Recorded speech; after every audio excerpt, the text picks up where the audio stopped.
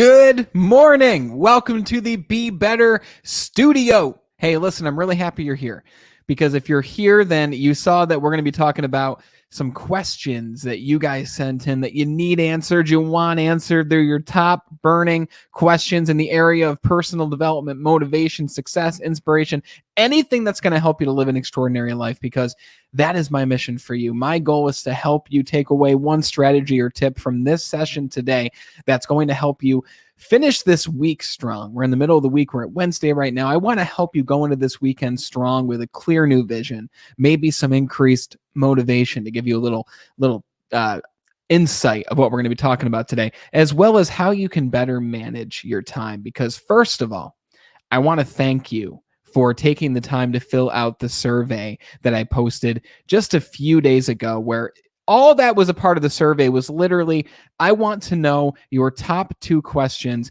in the areas of personal development, motivation, inspiration. And you guys delivered. You took the survey. And Jacob, Craig, it is a pleasure to have you here, my friend. It is great to see your name and your face around all over the place. Jacob, you took the survey. You took it. You asked some great questions. You wrote down the number 1 area you're looking to improve in, as that was one of the questions in the survey as well. So I appreciate you for that, my friend. And the first thing that I wanted to say again was thank you for taking the time, guys, to go through and fill out that survey, because we've got a really exciting announcement later this month, and an exciting announcement at the end of this video, actually, that will lead to the even more exciting announcement. There's excitement everywhere, right? It's a full month. So in this video, I wanted to talk to you about maybe even like more of a discussion about the 2 top things that you want to improve in.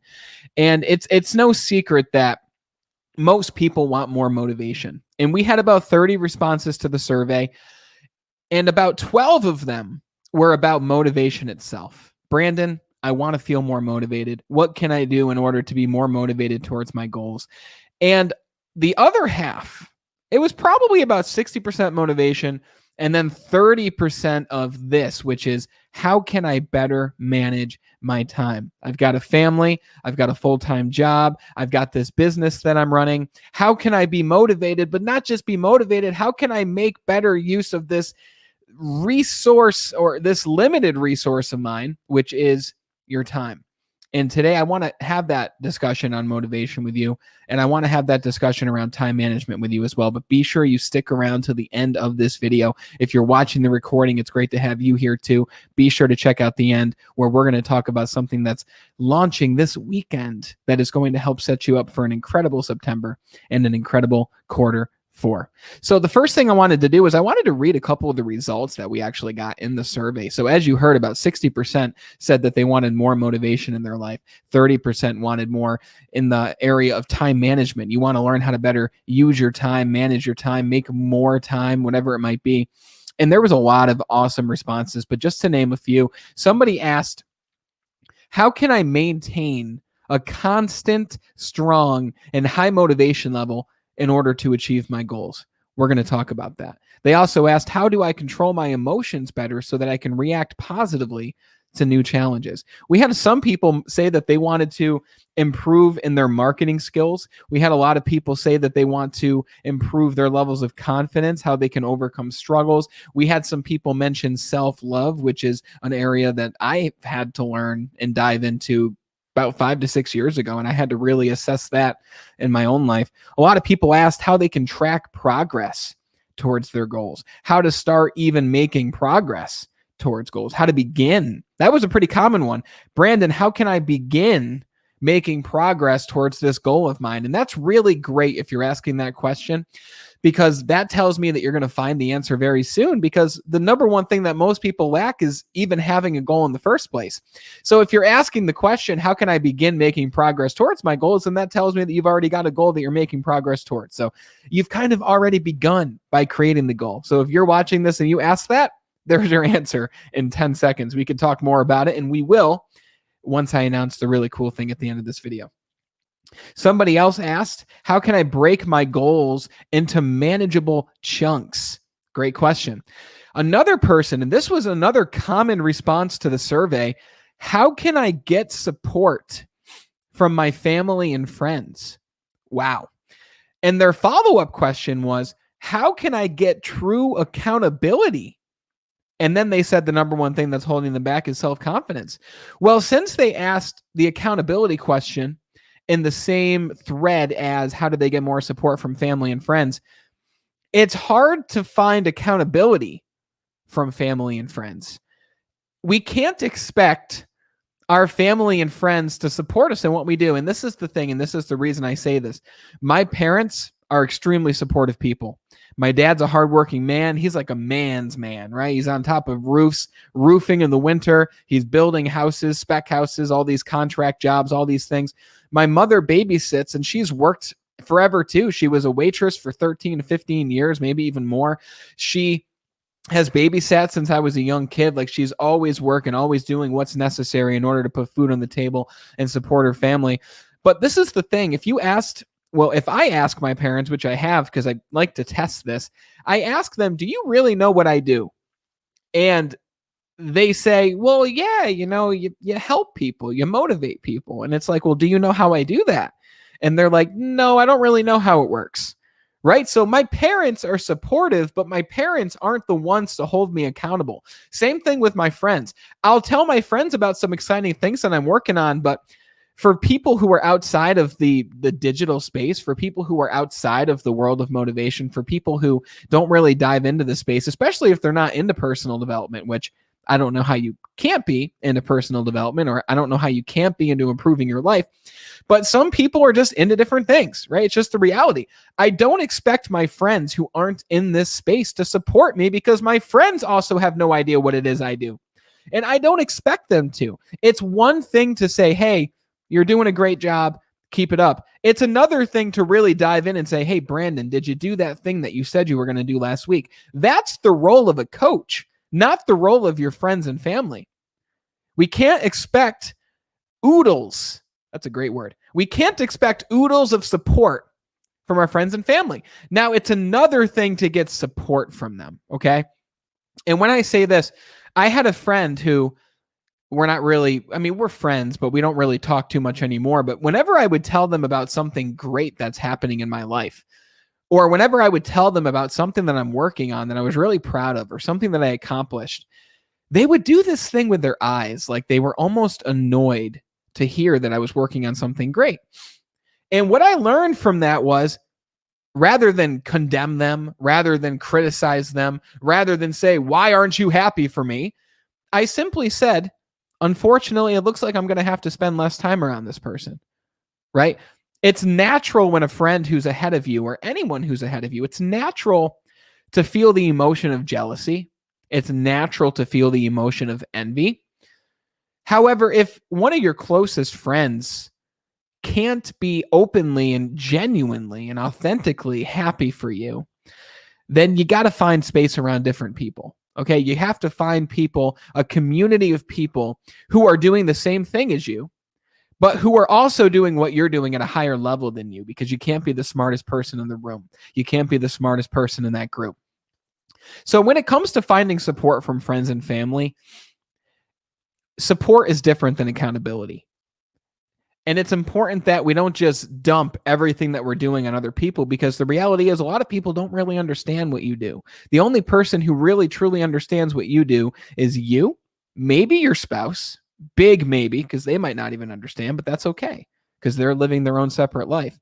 And the only other people who can understand are people in your space and people who are currently ahead of you at this time. So that is one that I wanted to talk about here. Zaber, it's great to have you here from Bangladesh. We are a multicultural broadcast today. It's great to have you tuning in. Thanks so much for watching.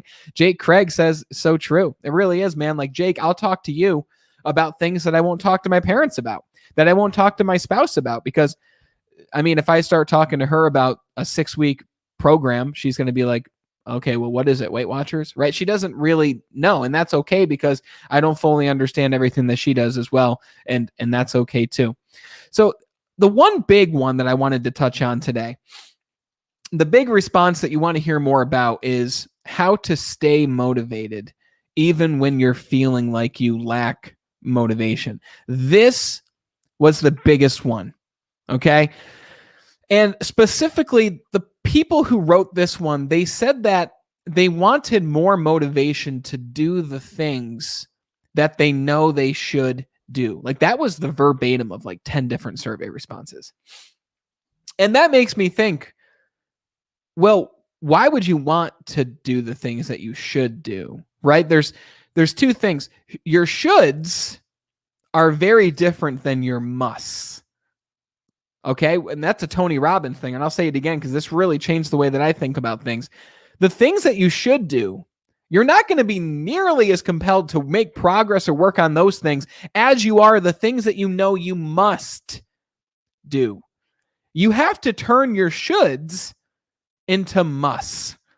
Okay? And Tony Robbins had a quote where he said, you know, if you say you should do this, you should do that, you should get around to this, you should lose weight, you should stop smoking, then all you're really doing is you're just shoulding yourself over and over, right? You're saying I should do this when really the only time that you're going to make change, the only time that you're going to do the things that you know you must do is when you turn these things that you should do into things that you must do. And I got away from saying I have to do this. I need to do this thing. I got around to not using that language anymore. And the reason being, when you say things like, I need to get to work, I need to lose weight, I need to become healthier, I need to start eating better. What if you shifted the language there from I need to do this, I have to do this? What if you simply shifted the language from I have to do this or I need to do this to I get to do this? I get to wake up early this morning to work on my business and to host this broadcast for you to answer your most burning questions. I get to be on a podcast later where I get to reach however many people are going to watch that podcast. I get to go to the gym so that I can work out my body, so that I can feel better, so that I can have more energy. I get to eat healthier. I get to become a non-smoker.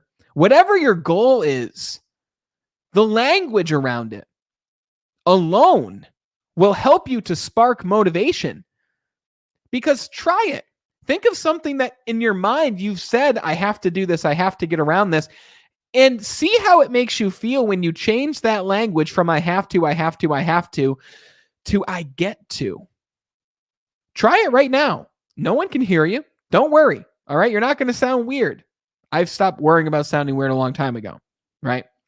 And you probably know that if you listen to these broadcasts, but simply listen to the way that notice the way that you feel when you shift your language to I get to do this.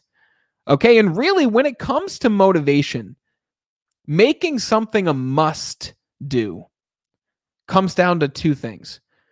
We as human beings are motivated to do things that either brings us pleasure or that helps us to avoid pain. So we smoke the cigarette because in the moment, it allows us to deeply breathe.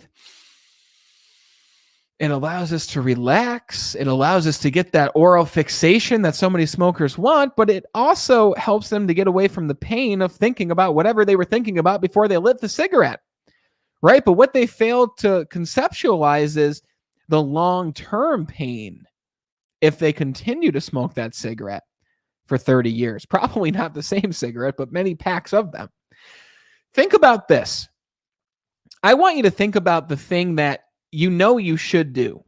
I want you to think about the activities that you want to get around to and that you get to get around to that will help to bring you closer to your goals. Think about those activities right now. And I want you to ask yourself, by taking action on these things or by moving in the direction of this area of your life that you want to improve in or change, or even a relationship that you want to get out of maybe, or maybe you want to find one. Okay, I want you to think about whatever it is you want, the activities that will lead you there.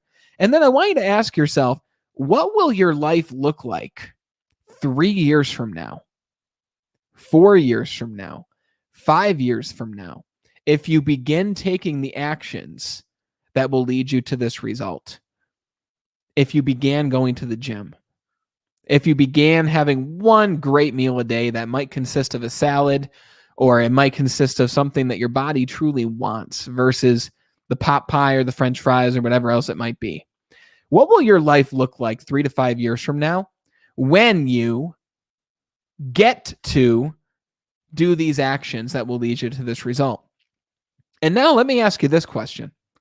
I want you to imagine that you continue doing this habit that you're not too proud of. I want you to continue to think about not taking action and simply standing on the sidelines for another 3 years, 5 years, 10 years, 15 years, 20 years, still smoking the cigarettes, still eating the bad food, 30 years, 40 years, 50 years. You're probably thinking, no, I don't want this reality, right? I don't want cancer. I don't want this bad relationship. I don't want this overweight and obese body that I'm not happy with. Think of if you continued on this same path you're on now for 3 years, 4 years, 5 years. And if things are going great for you, that might be a great thing because you probably have a direction and you've probably shifted your language from I have to do this, I need to do this, to I get to do this. But if you currently partake in habits that steal your joy, habits that are leading you down this road of destruction, then 30 years from now, your life's not looking too great. So when it comes to this motivation to do what's right that a lot of you have asked about, it's simply a matter of projecting ahead what your life will look like when you do this thing that you know you should do. It's projecting ahead to the reality where you continue to do what it is you're doing right now, seeking short-term pleasure, but in the long run, creating long-term pain and misery and frustration. And I think the big thing is it really comes down to why you want what it is you want. And by the way, if you don't know what you want, that was kind of a prerequisite for this question. You got to have an idea. If you don't have goals, then your goals are simply survival. Pay the bills, eat whatever food's in front of me, right? Spend time around the people I've always known. Don't lose those people, right? So you need to have a goal in order to be motivated to do anything. And I think the big question comes down to what is your reason why you want these things in your life? What's the reason why you created this goal in your first place?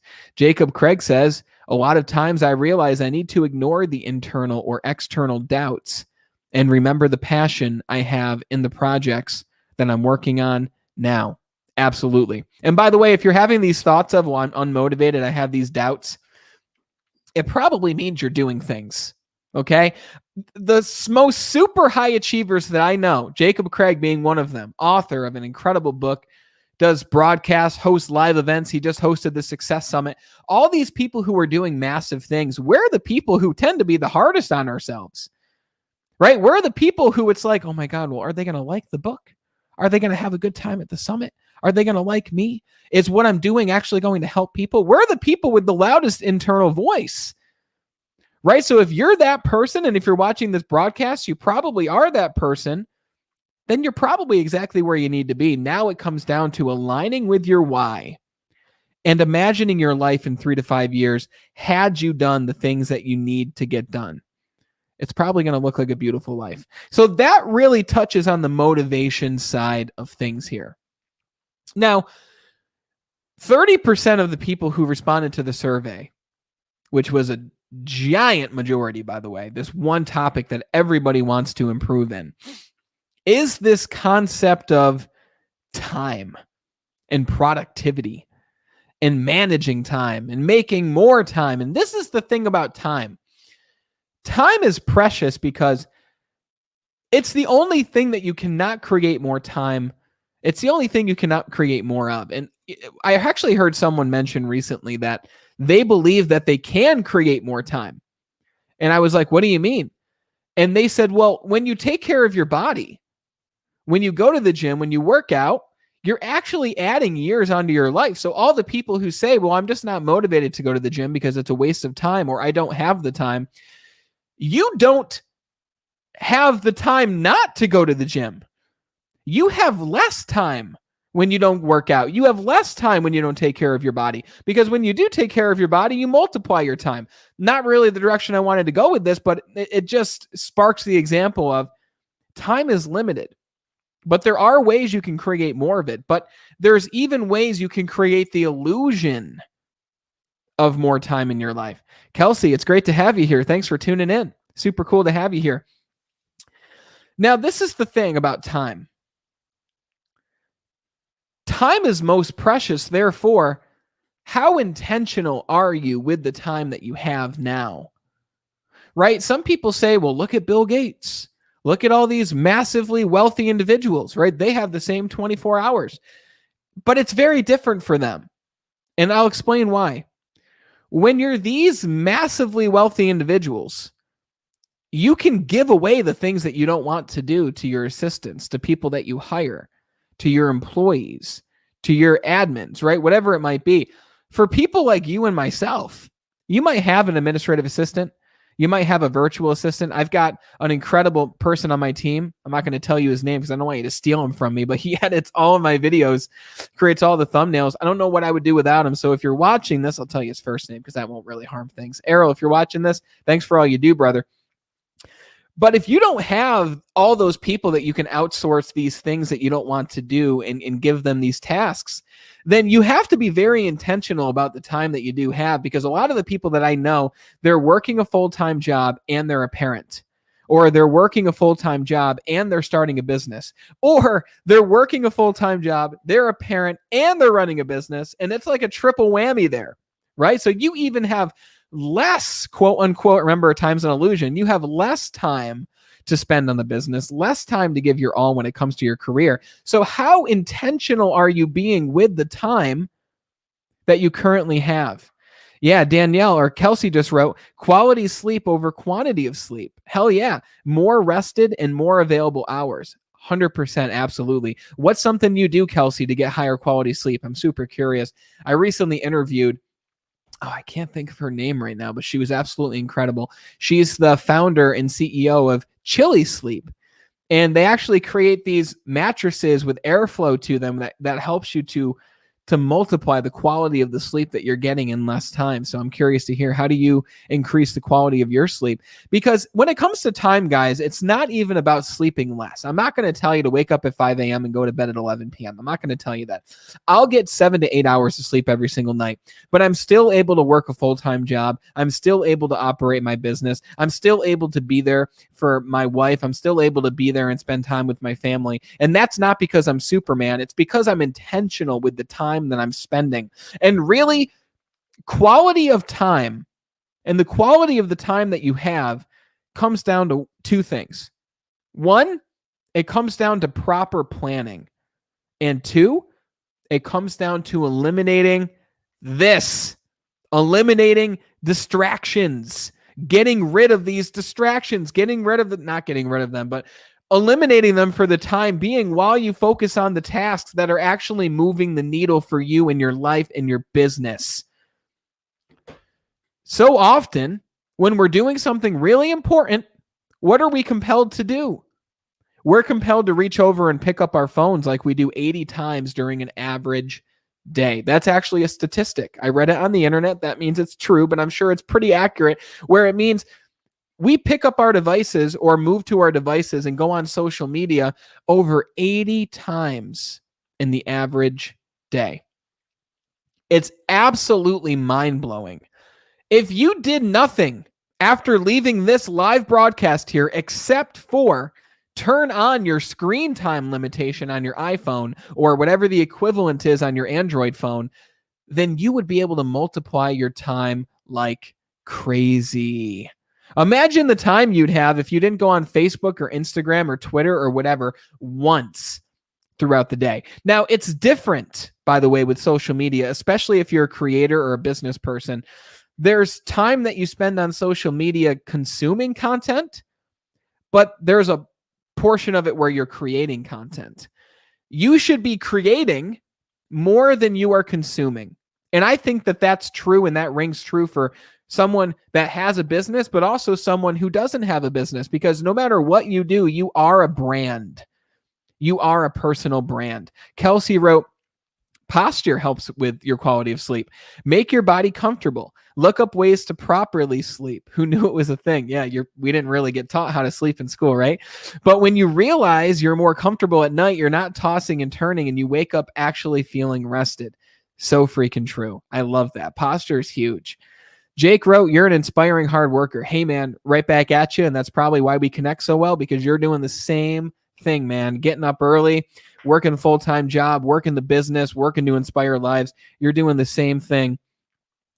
And Kelsey wrote, also in the morning, I take 30 minutes for myself before you touch your phone. Yes, yes, yes. Let's talk about that.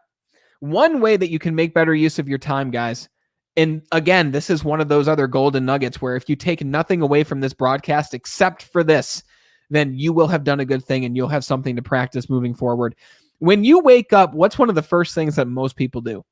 They roll over, maybe still in bed, and they look at their social media accounts because God forbid they might miss an email that's so urgent they can't get back to it later on, right? We got to check the like counter. We got to check and see who reacted to our latest post. We've got to see if we have any more friend requests. If all you do is you resist the temptation to look at your phone and instead not check your phone for notifications or social media for the first 30 minutes that you wake up, you will be doing yourself an incredible service. I got this from the book called The 5 a.m. Club by Robin Sharma, where he doesn't look at his phone for the first 30 minutes. And the reason being, I think he actually waits a full hour. I do 30 minutes. The reason being, there's always a problem you can find on here. There's always something that seems more urgent than it really is. Nothing is so urgent that you need to respond to it as soon as you get out of bed. And if you do look at your phone and you respond to something that's urgent, something that drains joy from your day, then you're starting your day off in a very disempowered way. So my challenge to you is spend the first 30 minutes reading a book or making your coffee or reading some kind of material or journaling or meditation if you like to do that, or simply sitting in silence and being with your thoughts. That's a challenge I have for you that will help you to even feel like you have more time. But not even that, you're going to start your day off on a much better note in a much better way. Now, I mentioned removing distractions, and I think that we covered that pretty well. The second thing is proper planning. If you want to multiply your time, if you want to be like someone who is working full-time or even operates several different businesses, like someone I know, Christine Smith, operates several businesses while also working several jobs and doing other things and raising a daughter and raising a family. If you want to be like that, it requires proper planning and intentional use of your time. Something that I learned probably a couple years ago when I really dove into training salespeople, and when I became the training director for the whole upstate New York region at the time, I had to learn how to multiply my time and be several places at once. And one of the ways I did that was my calendar became my best friend. Everything goes into my calendar. Like, I don't know if you'll be able to see it, but this month, like this was like last month's schedule. I don't think you're going to be able to see it, but that was last month's schedule, right? Everything's in there. This is this month's schedule. Everything's in there. And I've even got a lot of things planned out already for September, because when it's in my calendar, it will get done. Even dinners with my wife are in my calendar. Dinners that she doesn't even know about yet are in my calendar. Gifts that I get for people are in my calendar. Broadcasts like this aren't on the whim, the drop of the hat. I schedule these because I need to know where I'm going to be and how I'm going to be spending my time. And when you schedule something, it becomes real. This is how you can turn your shoulds into musts. When it's a should, oh, I should go to the gym. When you put go to the gym in your calendar, you're hell of a lot more likely to actually get your ass to the gym. Because now if you don't do it, you feel bad. And if you do it 3 times in a row, one of 2 things will happen. You'll stop putting it in your calendar because obviously it's not too important for you, or you'll finally experience enough pain where you say, I'm going to go to the gym today. No exceptions. I'm actually going to go now, because if I wait any longer, I know that I won't do it. So part of it comes down to knowing yourself. But even for those business owner friends, treat your business like you would your job. Your job has a start time and an end time. And if you work at a lot of places like I've worked, you can't really be late, or at least you can't be late and still work there for a long period of time because they're going to get rid of you. So if you treat your business like your job, you arrive at your business at a certain time and you leave at a certain time. If you treat your health like it's your job, then you're going to eat specific meals. You're going to do the things and go to the gym like you said you would. You're going to do the workout that you told yourself you would do.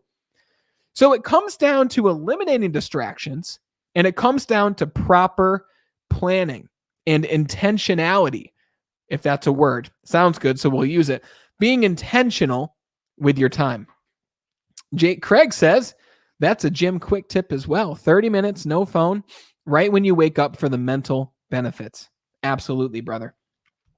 So we covered a lot in this 30 minutes, guys. We talked about how to motivate yourself to do the things that you want to do and that you get to do with that language shift. And we talked about productivity. We talked about time. Again, I thank you for taking the survey. I have a huge announcement for you, though. For this month of September, starting on Saturday, September 11th, so in a few days here, I'm going to be hosting a video series. There's going to be 3 or 4 videos, just like we're doing right now, that is going to gear up for an even bigger announcement at the end of this month. And this video series is going to dive into these things that you put in the survey. So everything that we're going to talk about are areas of life that you want to improve in. And I'm committed to showing up and helping you to improve in these areas in the way that I know how, right? We're all human beings. We've all experienced similar things. We've all experienced setbacks. We've all experienced challenges. And I want to help you overcome yours with this video series. So I'm going to schedule them ahead of time. I'll tell you now, the next video is going to be on September 11th at 9 a.m., where we're going to talk specifically about how to get and how to achieve whatever it is you want in your life. We're going to dive into what it is you want, as well as the formula, which I call the funnel of achievement, that will funnel you from where you are now to the end result, your outcome for what it is you want to achieve. So I'm super excited to join you along this video series. I'm super grateful to have you watching this video right now. So if you're watching the replay, put in the comments what you're going to do moving forward. If you're watching with me live right now, like many of you are, then throw in the comments, what are you going to do moving forward after seeing this video? Thank you again for taking the survey. Thanks for tuning in and listening to me talk to you this morning. I hope it serves you well. And until we talk again on Saturday, September 11th at 9 a.m., continue to be better. See ya.